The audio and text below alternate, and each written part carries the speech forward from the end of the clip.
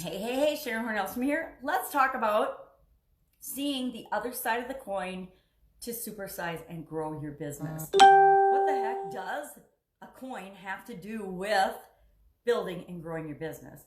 Well, seeing the other side of the coin, or the other side of the coin, is an expression or a metaphor that's been with us since the early 20th century. It's been really, really popular and very well used since that time. And the reason is, a coin, of course, has two sides. The interesting thing about coins, though, is, and anything with two sides, is you can only see one side at a time. And you have to consciously turn it over to look at the other side. Now, coins have gotten really interesting, at least more interesting to me. I mean, how many decades, and most of my life anyway, we've looked at quarters and they were always the same. I mean, they were the same on one side and then they were the same on the back. So once you flipped a coin and looked at it, you'd seen both sides. But then the government did something very interesting. They changed the back of our coins and they made different state symbols on the back of quarters. And quarters got really interesting again, right? I think for the first time, people actually started looking at their money and looking at their coins, and they actually began collecting them. We had these giant 50 set quarter collection systems for both of the kids, that they could collect each of the quarters from each of the different steps as they came out. Remember, they were rolled out over a several year period. Can't remember how many came out each year, like 5 or so came out over, or maybe more than that, but they rolled them out over time. So it was fun for the kids to collect them. And in order to do that, they would have to, even though the quarters all looked the same on the front, they would have to turn them over, and in my case, get a magnifying glass to see what the back looked like. This one is actually from West Virginia. I don't recall ever seeing one before, but I'm sure I had, because the kids collected all 50 of them. And they did the same thing with the Sacagawea dollars. So coins have gotten more interesting, just like everything else in our life tends to get more interesting. But the important part is to understand that in order to see and understand what even something as simple as a coin looks like, you want to look at both sides. You can only look at one side at a time. Coins can represent all of the issues and aspects and things that happen in our life and in our businesses. Often we see things from our own perspective. We see things from our business owner hat, with our business owner perspective, and what works well and smoothly and efficiently and most profitably for our business. But the truth is, we don't pay ourselves. We don't fill our own wallet. It's our customers who decide by voting with their wallets whether they like what we're doing or not. I remember sitting in a lot of meetings in corporate America, department head meetings, and we would be planning out projects and how we were going to roll out and implement something.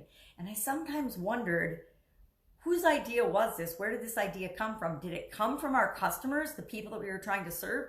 Or was it just our idea of what we thought the customers wanted? Because some of those ideas totally flopped. And I suspect those were the ideas that came from internally, or some part of our organization. Maybe they came from purchasing to save money. Maybe they came from sales and they had something to do to the customer. But by the time they filtered through all the different departments in our corporation, were we really meeting the customer's needs at all? Or were we just doing some slight version of what the customers actually wanted, but so convoluted by our internal point of view that we had lost sight of what and how the customers really wanted to experience and be delivered a product or service.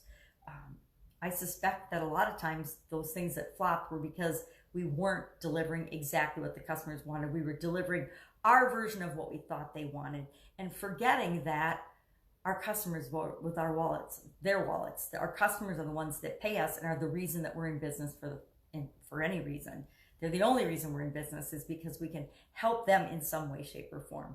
So it's really important in any aspect, in any relationship, especially in a business and customer relationship, to be open to understanding things from their perspective, from their point of view.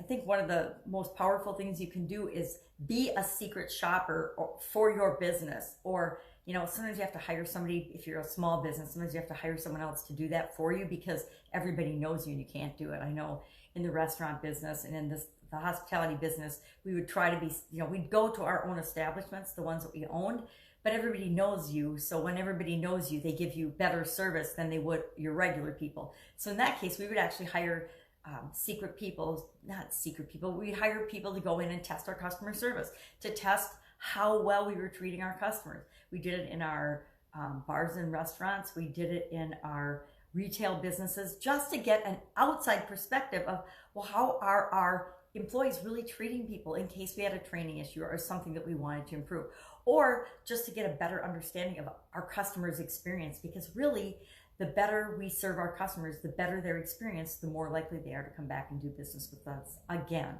So remember, the other side of the coin is looking at an issue from different perspectives, from different point of views.